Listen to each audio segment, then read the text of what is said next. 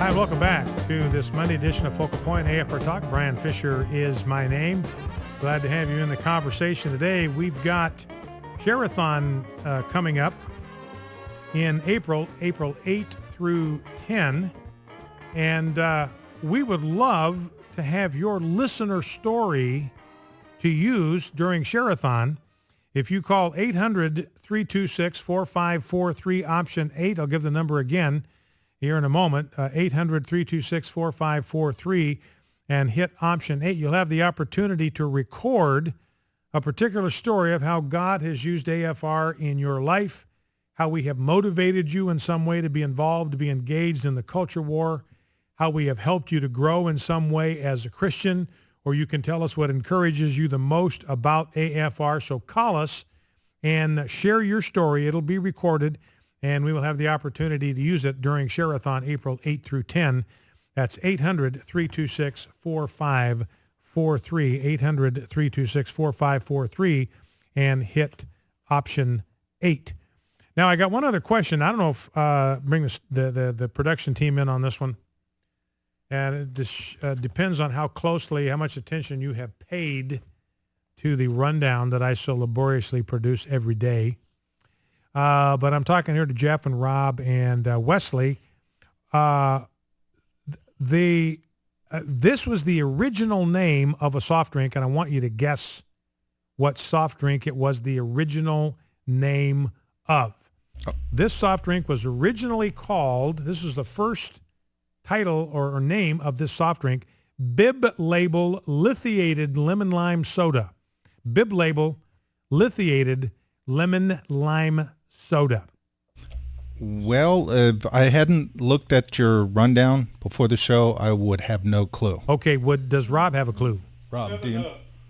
What Rob say? He's looking at the now Rob he's is looking at the paper. Rundown. Now Rob is looking at, this is my director, Wesley. Ladies and gentlemen. This is the director of this program, is just now looking at the rundown that I laboriously slave over to prepare for this program to run seamlessly, and now he's finally using it. All right, you found anything, Rob? Hey, I've got this comment about that. You know, if you ever ran any of the clips, I might look at your rundown. Oh, man. Oh. See, now this is the problem I got myself into by volunteering these guys for the National Clown Posse, whatever it is. Now this is now is the Empire striking back. Wesley says he has no clue. Okay, Wesley has no clue. All right, Jeff, I'm going to give you the opportunity to let our audience know what soft drink was originally called Bib Label Lithiated Lemon Lime Soda. 7-Up. That was the original name of 7-Up. And the lithiated, by the way, it actually had lithium in it, like the drug that they use for, for mood whatever, prescription drugs. It actually had lithium in it. All right. Well, let's move on. Now, one other thing, you might be interested in some calls on this. We talked about the divorce thing, how it is actually lower among Christians, and maybe you'd have an observation about why you think that is, about why active Christians have a lower divorce rate. What's your observation about that? And, the interesting thing to me is that what Wilcox discovered, this researcher, is that the divorce rate is actually higher among nominal Christians than the general population. In other words, there's something about being a Christian in name only, being a Chino, a Christian in name only, that actually makes you more prone to divorce. You call yourself a Christian, but you rarely darken the doors of a church. You don't read the scriptures. You don't involve yourself in worship. You don't involve yourself in fellowship. And you're actually more prone to divorce than someone who is a part of the general population. Be curious as to what you think the answer or the explanation for that might be. Now, one other story, and you might want to weigh in on this one too. This is from Mars Hill Church in Seattle, and I'm not dissing this guy. I want to be clear. I want to get your take on it. I want to get you to weigh in on whether you think what this pastor did is okay, because it's not illegal. I want to be very clear about this. What this pastor did is not illegal. Do you think it's something that maybe is, well, I don't know what word you'd want to use for it. Do you approve of what he did, or does it raise a question in your mind? This is Mark Driscoll at Mars Hills Church in Seattle, one of the great pastors in America, good Bible teacher, very unapologetic, although he was completely AWOL on the marriage amendment debate in the state of Washington when they had that on the ballot last year. I don't think he weighed in on that at all, and he's one of the leading pastors in the entire state, and he kind of left it to guys like Ken Hutcherson to kind of carry the freight on that deal. But here's a story from The Blaze. Mars Hill Church in Seattle has officially responded to media reports that it paid at least $210,000 in 2011 and 2012 to hire a marketing firm to help get Pastor Mark Driscoll's book, Real Marriage, on bestseller lists, admitting that church leaders engaged in what it called, quote, an unwise strategy, end quote, and pledging never to do so again. Now, nothing wrong with hiring a PR firm to help get the word out about some product or some ministry or some campaign or whatever that you got coming up. That's not the reason for the concern here.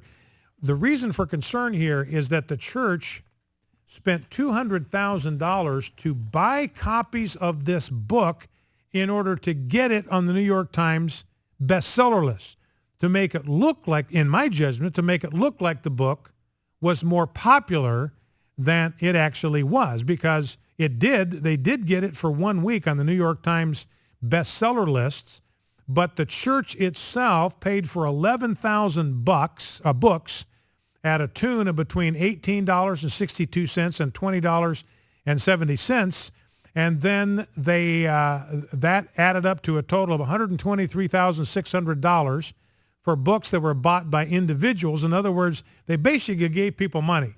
So if we give you money, will you go buy one of Pastor Driscoll's books? So they did. So they sold $123,000 worth of books by giving people money to go buy the book. They weren't buying the book with their own money. They were buying the book with church money. And then they bought $93,000 worth of books in bulk, and then they gave those away. But the timing and the way they went about purchasing these books made it look like this book was selling like hotcakes, and it did spend a week on the New York Times bestseller list. Now, the church is repudiating this. They said, look, this was unwise. It's not uncommon. It's not illegal, but it's unwise, and it's not a strategy that we are going to use again. So I'd like to get your take on what this church did. 888-589-8840. Let's go to the phones. Let's grab a call from Rick in Phoenix City, Alabama. Rick, welcome. What's on your mind? Well, Brian, hello to you, sir. I will admit I am part of the, the statistics of being a CINO, but that's about 12 other stories for later on. I want to weigh in on this delusional girl who believes she has those kind of rights to sue her parents. That's something, isn't it? So what's your reaction to all that?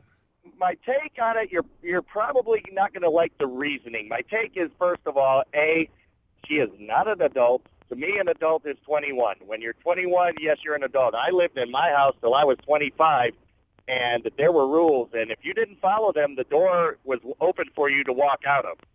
So well, the parents in this case, Rick, the parents have said, look, we would love to have her back in the home. She's welcome to come back in the home anytime. The door is open. We never kicked her out. She left, and if she's willing to come back and play by our rules, she's welcome to come back in the home. Right, and I agree 100% with that, and I believe there should be rules in the home. But this strikes a 20-year-old nerve that this goes back to when discipline was no longer allowed in schools, no longer advised at home. Kids were all of a sudden running rampant and running wild because they knew there were no consequences. This is the age of do what you want and self and instant gratification. There is no consequences for anything that these teens and or adolescents do because there is no more punishment in the home. There's many single working parents. If not, both parents are still married. They're both working. There's just not enough supervision or discipline to keep these kids in line to not have these kinds of thoughts. All right, Rick. Well, listen, I appreciate your call, and I think your observation shared by a lot of people. And I know in most states, the age of emancipation is 18. At 18, you are legally free to emancipate yourself from your parents. You can be an adult. You can make decisions for yourselves. You don't have to get clearance from your parents to get married or to do this or to do that. All right, let's go to Kathy, Fayetteville, North Carolina. Kathy, welcome. What's on your mind? Hi, thank you. Yes, Kathy, go ahead. I've got two two things. With the girl, since he was just talking here, I'll start with that first. We had a similar situation, but not thinking that she would sue us, but I thought in the future she would blame us for her failures Mm-hmm. because we allowed her to leave. It's not that we kicked her out, but How old was she when she left? 17. 17? Yes, which made it even harder because she was still not considered an adult. Was she still in high school at the time? Yes, she was a senior in high school. Wow. Now, how did that work out? What eventually before happened? she left, we made her sign a paper saying that, we laid it out on the table, that if you choose to do this, we are no longer responsible. So that means if you decide to get married, we're not going to pay for your wedding. You go to college, we're not paying for your college. We're no longer paying car insurance on your car. And no financial responsibility whatsoever. So what you were basically saying to her, look, is if you want to go out on your own, then you need to go out on your own, and you need to. Correct. If you want to be an adult and live your own life, then you need to accept adult responsibilities here. Now, did she sign that agreement? Yes, she did. Did she do it willingly? Yes. And what has happened since? How's that whole story worked out? Well, she's had a lot of problems. She had to come back home twice with extra. She got pregnant. Wow. But now she's 33. She's a respiratory therapist. She's a good mom. She's a good worker. But she struggled until her 30s. Now, did she ever come back to you, Kathy, and say, look, I'm sorry for what I put you through. I wish I'd made different decisions? Yes. Okay. All right. Because I had asked her, I said, what could I have done differently, or what didn't I do? Yeah, every parent asks that question. You blame your mom, you blame yourself. Yeah, what did she say? Because every parent asks that question, Kathy. What should I or could I have done differently? What did she tell you? She said nothing. She Wow. goes, Mom, you and Dad were great. She goes, it was my personality. It was the way I am. Well, good for her for accepting responsibility for that and not trying to lay it off on you. All right, Kathy, listen, thank you for the call, and may God bless your daughter and guide her and prosper her as she moves into her future. And so that that can happen, and kudos to the daughter for saying, look, I can't blame my parents for this. These are some of my disordered priorities that are responsible for all this. Focal Point AFR Talk. We'll be right back.